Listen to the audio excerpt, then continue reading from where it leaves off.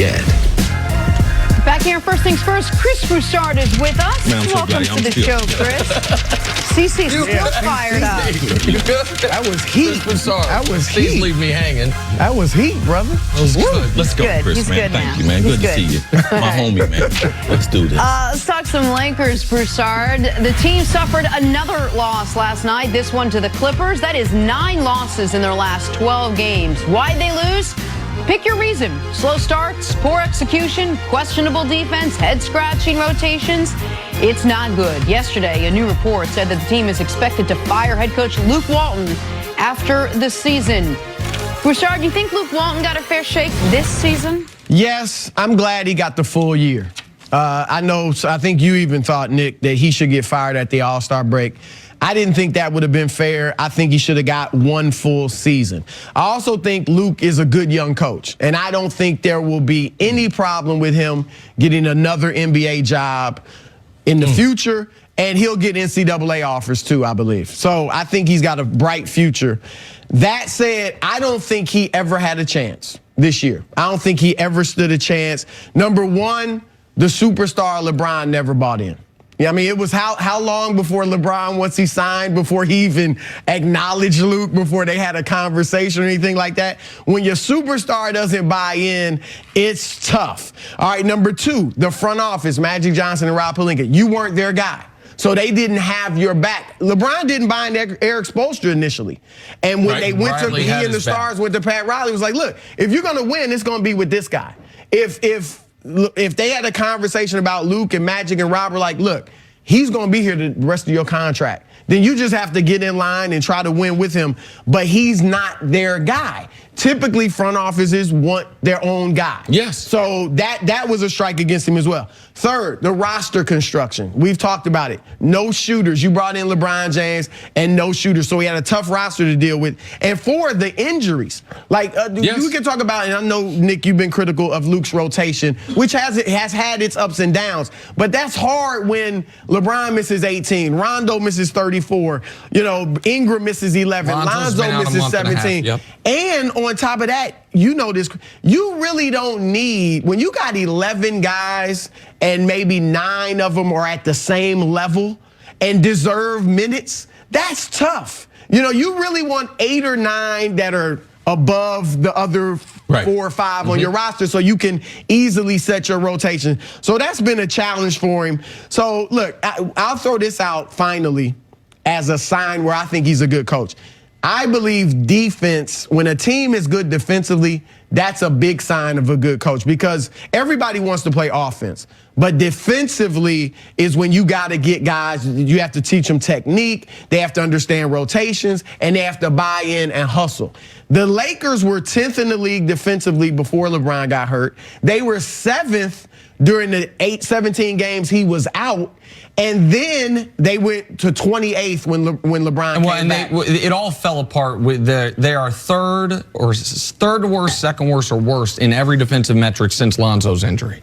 That was right before LeBron came back. And I don't want to look. People are making Lonzo out to be Dennis Rodman. No, he's not. I'm not saying all that, but he is a good, solid defender. But I think just the LeBron coming back and not hustling on defense all the time, and the Anthony Davis trades, all of it, that just sapped the guys. So defensively, they didn't have it. Every point you make's a fair one. This would be a difficult job for any coach. The level of injuries, the Lakers have been dealt with as much injuries as any team in basketball, and it's from their star player to their second best player. Every one of their 4 best players has either missed significant time with injury or suspension this season. So that's real.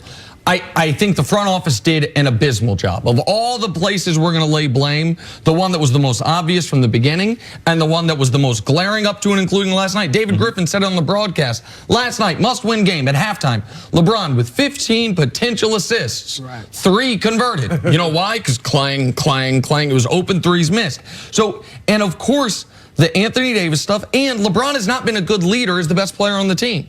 It's not just they didn't buy into the coach. He didn't put his arm around the young players the way they needed him to. Maybe he thought they needed the whip rather than the sugar cube, but these guys, it would appear, at least earlier on, needed the sugar cube more than the whip. So all that's fair.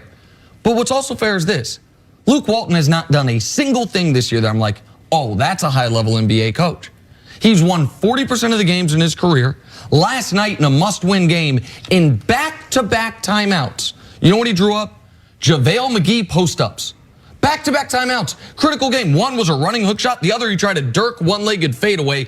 Spoiler alert, 0 points on those 2 possessions. In the game against Milwaukee, and Luke took accountability for this. They called timeout when the Bucks have stormed back, taking a 3-point lead. Kentavious Caldwell-Pope can't get the ball in bounds. Why is Kentavious Caldwell-Pope even on the court? He's been torched the last 5 minutes. They're running rotations out there before Ingram got hurt, where you have LeBron and Ingram on the bench, and the offense goes to die. You said he's going to get an NBA job, maybe as an assistant.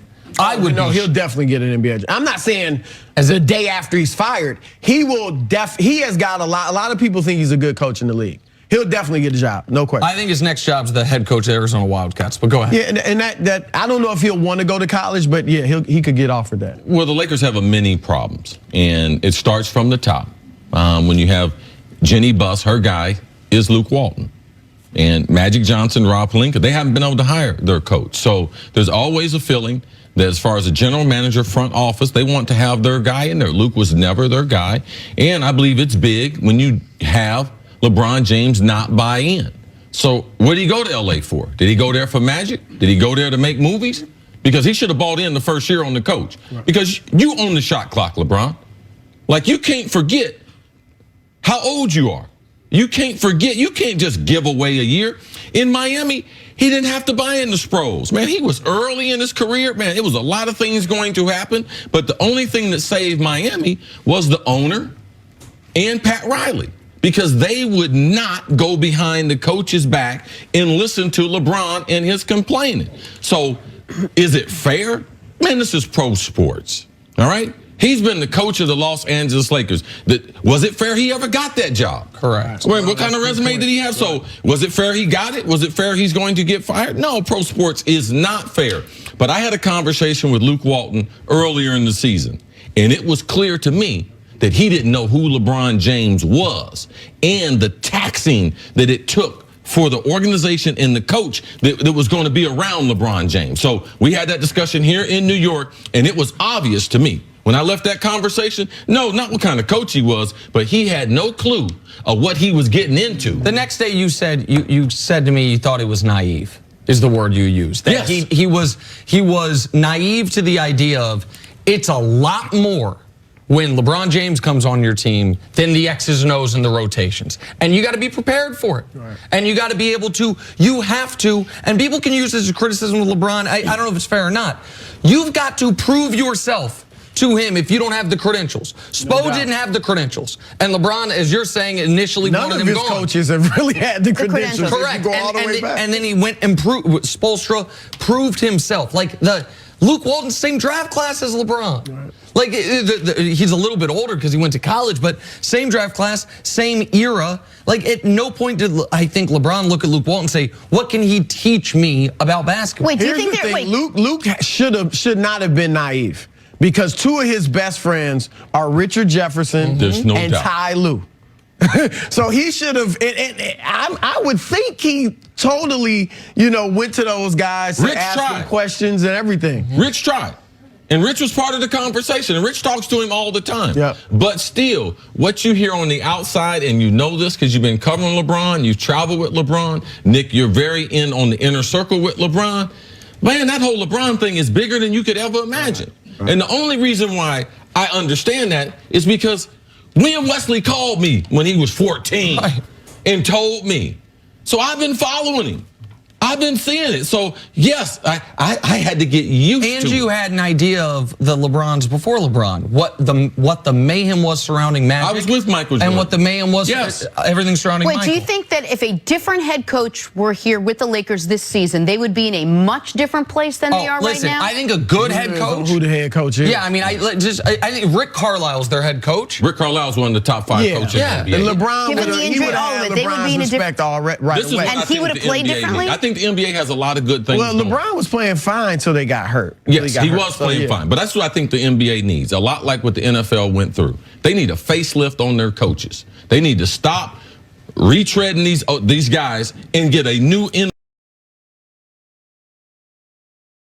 influx of coaches like the NFL. We got a lot of bright young minds. We finally got from the old school. Hey, a guy in college, he can't coach into the pros. I think that would help the NBA. The NBA is on an arc like we haven't seen it. And right now, I think that the one thing they're lacking is quality coaches or just a breath of fresh air of coaches into the NBA. And an example of that just quickly here is the names that are going to be floated to replace Luke Walton. Jason Kidd, which would be a disaster. Mark Jackson, hit or miss. Ty Lue, and I think Ty's an excellent coach. I think it would work because LeBron respects him. It's likely going to be Ty Lue. That's what I think as well. And I think Doc Rivers' name is out there too. But if I can get Kawhi and/or KD, why am I leaving the Clippers? That battle, man. Right. But the point I'm making is, even though I think Ty's a very good coach and it would work, those are three names.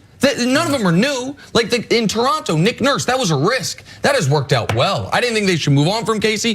Casey's doing well in Detroit. Nick Nurse doing well. It's been a long time since there was a half dozen new NBA coaches. It's like the same 45 guys. To your point, the NFL had the influx this offseason. I've long said this.